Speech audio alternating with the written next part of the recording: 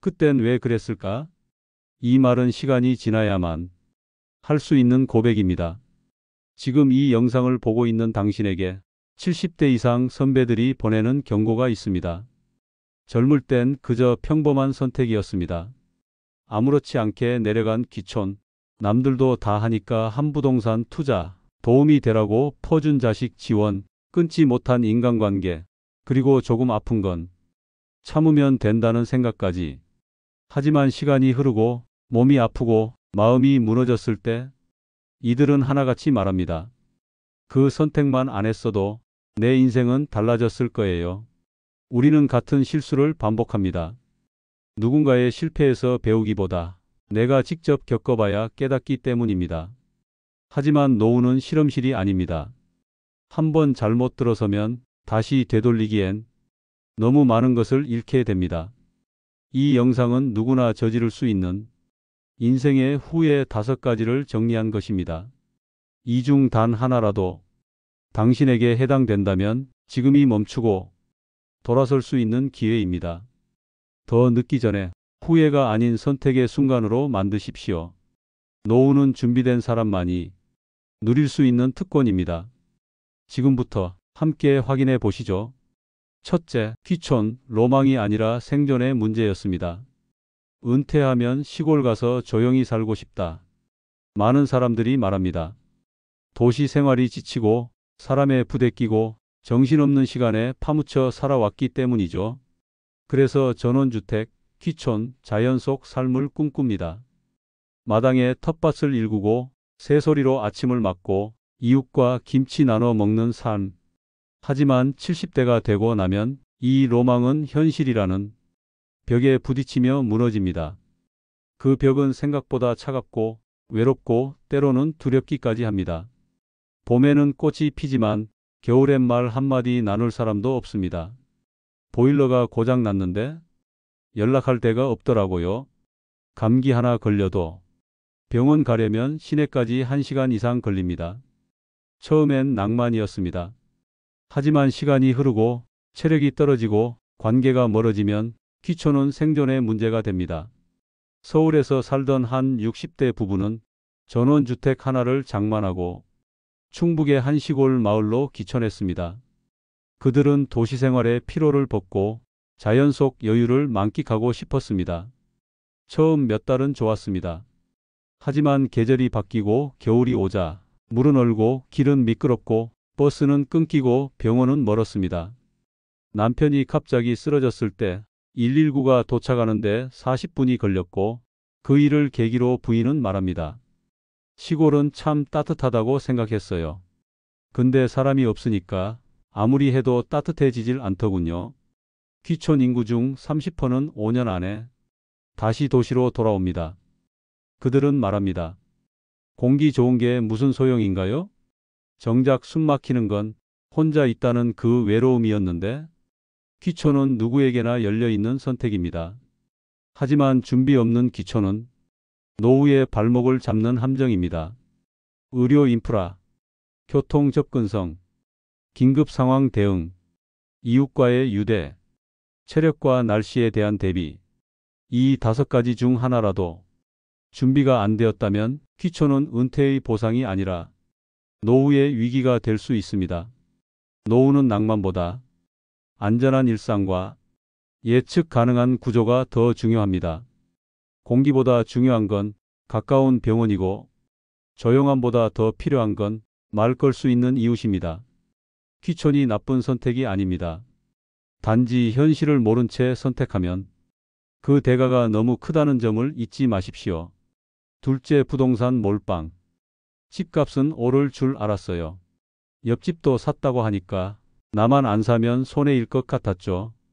60대 중반 자녀 결혼을 마친 박 씨는 퇴직금과 약간의 대출을 보태어 지방 소형 아파트 2채를 구입했습니다. 이미 수도권에 실거주 아파트 1채가 있었지만 노후에는 월세라도 들어오게 해야지라는 생각이 컸습니다.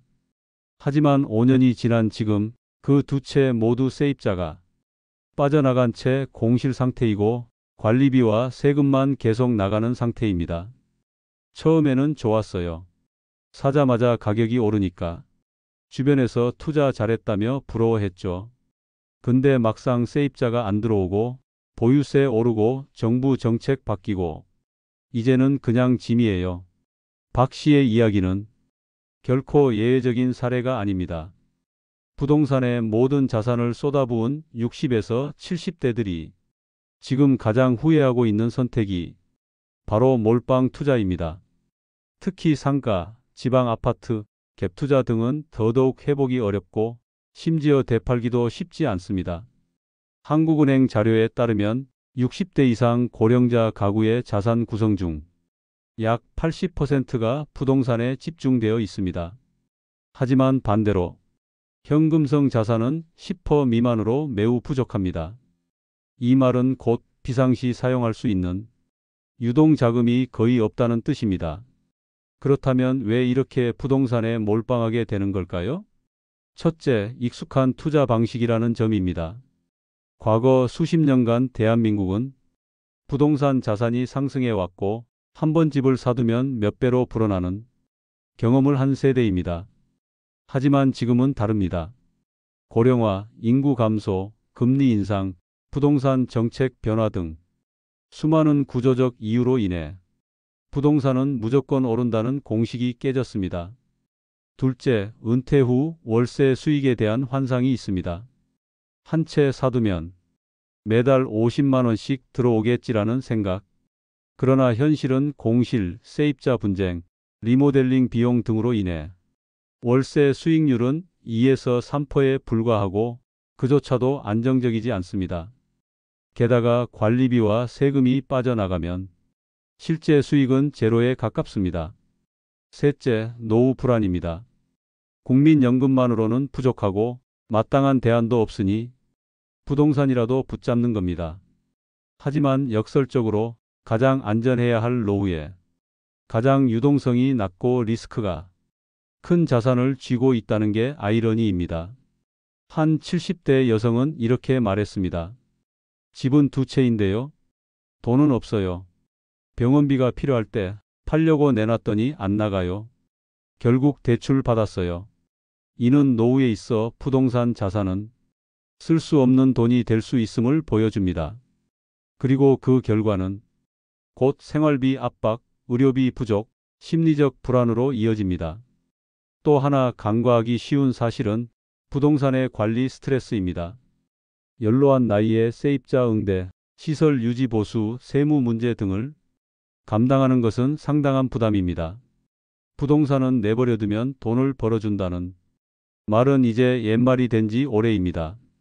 이제는 자산을 모으는 시대가 아니라 지키고 써야 하는 시대입니다.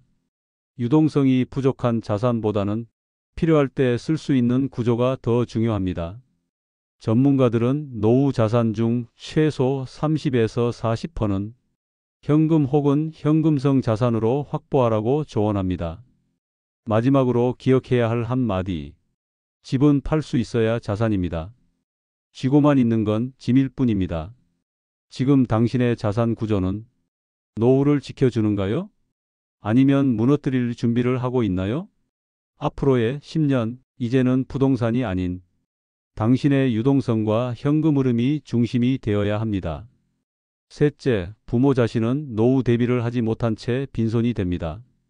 퇴직금, 집, 예금까지 모두 자식에게 넘겨주고 나면 정작 본인은 의료비, 생활비조차 모자란 상황에 빠지게 됩니다. 자식에게 손을 벌리자니 자존심이 상하고 그렇다고 주변에 도움을 청할 수도 없고 결국 사회적 고립과 심리적 위축에 빠지는 것입니다. 한 70대 남성은 말합니다. 나는 아들한테 전세금, 차각, 심지어 혼수까지 다 해줬어요. 근데 지금은 생일날 전화 한 통도 없습니다. 내가 자식한테 너무 약했나 싶어요. 이렇듯 자식에게 모든 걸 내어주는 행위는 단순한 지원이 아닙니다. 자신의 노후 권리를 포기하는 결정입니다. 그리고 그 대가는 경제적 위기뿐 아니라 정서적 고통까지 동반됩니다. 그렇다면 어떻게 해야 할까요? 자식을 도우려는 마음을 완전히 버릴 수는 없습니다. 하지만 도와줄 땐 반드시 선과 조건을 명확히 해야 합니다. 일정 금액 이상은 대출이 아닌 증여로 명확히 구분하고 향후 돌려받을 수 없는 돈은 절대 무리해서 주지 않으며 본인의 노후 자금은 반드시 일정 비율 이상 확보한 후 지원은 단발성으로 제한하고 반복하지 않으며 필요하다면 자녀와 정기적으로 재정 상태에 대한 소통을 유지해야 합니다. 가장 중요한 건 내 삶을 지키는 선 안에서만 돕는 것입니다. 그 선을 넘는 순간 자식도 부담스러워하고 본인도 후회하게 됩니다. 부모로서의 역할은 무한한 지원이 아닙니다. 자식이 홀로 서도록 도와주는 것이 진짜 부모의 역할입니다. 자식을 위해서라도 당신 자신부터 지키십시오. 그래야 언젠가 자식도 당신을 지킬 수 있습니다. 그리고 잊지 마세요. 사랑은 나눌수록 커지지만 자산은 나눌수록 작아집니다. 자산까지 나누면 사랑도 잃게 되는 현실. 그 잔인한 진실을 깨닫기 전에 지금이라도 멈추십시오. 넷째, 인간관계를 정리하지 못한 대가. 친구는 많았는데 정작 병원에 함께 가줄 사람은 없었습니다. 70대가 되어 가장 크게 느끼는 감정 중 하나는 고독입니다. 단순한 외로움이 아닙니다. 누구와 있어도 허전하고 하루 종일 말 한마디 못한 채 지나는 날도 많아집니다. 젊었을 땐 바쁘다는 이유로, 필요하지 않다는 이유로, 혹은 피곤하다는 핑계로 사람들과의 관계를 점점 줄였습니다. 문제는 그렇게 줄어든 관계 중에 꼭 남겨야 했던 인연까지 함께 끊긴다는 것입니다. 카톡방은 많은데 정작 나를 진심으로 걱정해 주는 사람은 없더라고요. 60대 이후부터 인간관계는 단순한 사교가 아닙니다. 삶을 지탱해 주는 정서적 생명선입니다. 하지만 대부분의 사람들은 그 중요성을 너무 늦게 깨닫습니다. 첫째, 좋은 사람만 남기지 못하고 불편한 인연도 끌고 가는 실수. 10년직이라서 쉽게 정리 못하겠더라고요. 이젠 연락 안 하면 섭섭해할까봐 유지만 하고 있어요. 이런 인연은 사실 나를 지치게 만들 뿐입니다. 진심이 없는 관계는 오히려 내 에너지를 갉아먹습니다. 70대가 되어서야 많은 분들이 깨닫습니다. 괜히 붙잡았다. 먼저 끊었어야 했다고. 둘째, 반대로 너무 많은 관계를 끊어버리는 실수. 연락하는 게 귀찮아서 그냥 다 끊었어요. 가족 외엔 다 필요 없다고 생각했죠.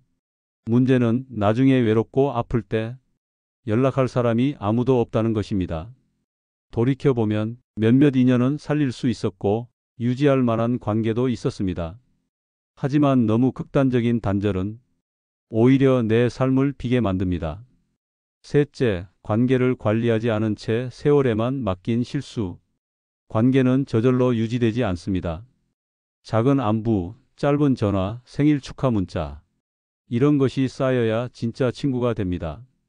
하지만 시간이 없다는 이유로 혹은 귀찮다는 이유로 방치한 관계는 결국 소멸됩니다. 그렇게 하나둘 사라진 인연이 70대에 와서야 소중했던 것임을 깨닫습니다. 한 70대 여성은 말했습니다. 지금은 외로워요. 예전엔 통화 한번 하면 1시간 넘게 수다 떨던 친구들이 있었는데 지금은 그 친구들이 다 연락이 끊겼어요. 내가 먼저 끊은 거기도 하고요. 노후의 외로움은 단순히 혼자 있어서가 아니라 연결이 끊겼기 때문입니다. 서울대 고령사회연구소에 따르면 65세 이상 노인의 43.7%가 심각한 고독감을 느끼고 있으며 이 중 절반 이상은 과거의 인간관계를 유지하지 못한 것을 이유로 꼽았습니다. 그렇다면 어떻게 해야 할까요? 지금부터라도 한 달에 한 번은 꼭 전화할 사람 3명을 만들고 마음이 통하는 사람은 의도적으로 만나고 연결하며 불편하고 피곤한 인연은 미련 없이 정리하고 나에게 힘이 되는 사람에겐 진심을 표현해야 합니다. 관계는 노년의 보험입니다. 돈보다 오래 남고 건강보다 먼저 무너지고 자식보다 가까이에서 나를 지켜줍니다. 지금이라도 그 보험을 다시 들어야 합니다. 정리하지 못한 관계는 짐이 되고 가꾸지 않은 관계는 사라집니다. 이제부터라도 나를 진짜 위로해 주는 사람들과 다시 연결되십시오. 다섯째, 내 몸은 괜찮다는 착각. 그땐 그냥 좀 아픈 줄 알았어요. 근데 의사가 그러더라고요. 왜 이렇게 늦게 오셨어요? 노후의 건강 문제는 갑자기 터지지 않습니다. 작은 통증, 가벼운 피로, 불편한 움직임. 이 모든 게 몸이 보내는 사전 경고입니다. 그런데 사람들은 말합니다. 그 정도는 다 아프지. 시간 지나면 괜찮겠지. 병원 가봤자 별거 없을 거야. 하지만 문제는 시간이 지나면 나아지는 게 아니라 시간이 병을 키운다는 것입니다. 한 60대 남성은 말했습니다. 무릎이 뻐근해서 파스만 붙이다가 결국 연골이 다 닳았대요. 인공관절 수술까지 받았습니다. 그때 병원만 빨리 갔어도 이 고생 안 했을 텐데 괜찮겠지라는 자기 최면은 노후 건강의 최대 적입니다. 국민건강보험공단에 따르면 65세 이상 노인의 절반 이상이 조기 진단만 했더라면 수술이나 중증 악화를 피할 수 있었던 상태였다고 합니다. 황반변성은 초기 대응하면 실명까지 안 갑니다. 골관절염은 운동과 치료로 진행을 늦출 수 있습니다. 고혈압, 당뇨는 조절만 잘하면 합병증을 막을 수 있습니다. 하지만 대부분은 참다 병원에 가고 그땐 이미 치료가 어렵거나 비용이 훨씬 커진 상태입니다. 왜 진작 오지 않으셨어요? 의사들이 자주 하는 말입니다. 그리고 그 말은 평생을 후회로 남깁니다. 또 하나의 문제는 건강검진을 대충 넘긴다는 것입니다. 보험이 무료니까 받긴 하지만 이상 소견이 나와도 에이 괜찮겠지 하고 넘어갑니다. 이런 태도가 쌓이면 언젠가 중대한 이상으로 되돌아옵니다. 지금 당신의 몸은 어떤 신호를 보내고 있나요? 어디가 아픈데 참고 있지는 않나요? 눈, 무릎, 허리, 어깨, 손목, 귀, 치아. 어느 하나라도 불편하다면 지금 당장 병원에 가야 합니다. 건강은 멀쩡할 때 지켜야 합니다. 아플 때는 이미 늦습니다. 정기 건강검진은 1년에 한 번 이상 받기. 이상 소견은 무조건 추가 검진. 관절이나 시력 저하, 어지럼증은 무시하지 않기. 식습관, 운동 루틴, 수면 패턴도 조정할 것. 이건 귀찮음의 문제가 아니라 노후의 삶의 질을 지키는 문제입니다. 병원은 아플 때만 가는 곳이 아닙니다. 내일도 살아갈 수 있게 만들어주는 점검소입니다. 지금 내 몸은 나에게 어떤 말을 걸고 있는지 조용히 귀 기울여 보세요. 그 신호를 외면한 사람은 70대에 반드시 이렇게 말합니다. 그때 병원만 좀 일찍 갔더라면. 이 5가지 후회는 결코 남의 이야기가 아닙니다. 지금 이 순간 우리의 삶 어디에선가 이미 시작되고 있을지도 모릅니다. 귀촌, 부동산 투자, 자식 지원, 인간관계, 건강. 그때는 다 괜찮다고 생각했습니다. 나는 아니겠지라는 방심 속에서 우리는 같은 실수를 반복합니다. 하지만 시간이 흐르면 깨닫게 됩니다. 그 선택만 안 했어도라는 말이 얼마나 무력한지. 왜냐하면 노후에는 돌이킬 수 있는 시간이 없기 때문입니다. 70대가 되어 후회하는 이 5가지 선택은 사실 50대와 60대에 이미 결정됩니다. 지금 내가 내리는 판단이 10년 후에 나를 외롭게 만들 수도 있고 고통스럽게 만들 수도 있고 빈손으로 만들 수도 있습니다. 그러니 이 영상은 그저 경고가 아닙니다. 앞으로 당신이 후회하지 않기 위한 설명서입니다. 지금이라도 늦지 않았습니다. 노후는 운명이 아니라 선택의 결과입니다. 지금 내가 어디에 시간을 쓰고 무엇을 버리고 누구와 함께하며 어떤 결정을 내리느냐에 따라 남은 인생의 방향은 완전히 달라질 수 있습니다. 이 5가지 후회를 내 것이 아닌 이야기로 만들 수 있다면 당신은 이미 남들보다 현명한 선택을 하고 있는 것입니다.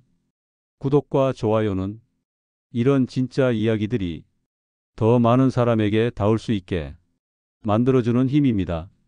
지금 이 영상을 주변의 가족, 친구에게도 공유해 주세요. 후회 없는 노후, 지금부터 함께 만들어 갑시다.